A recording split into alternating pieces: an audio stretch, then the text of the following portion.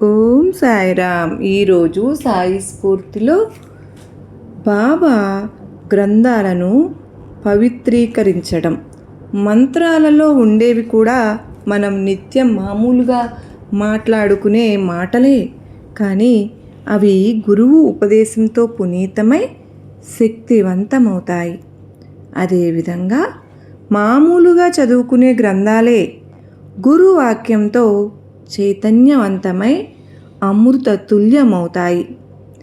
ఏ బిడ్డకి ఎటువంటి ఆహారం పెట్టాలో తల్లికి తెలిసినట్టే, ఎవరికి ఏ బోధ చేయాలో, ఎవరి చేత ఏ గ్రంథం చదివించాలో గురువుకు మాత్రమే బాగా తెలుస్తుంది.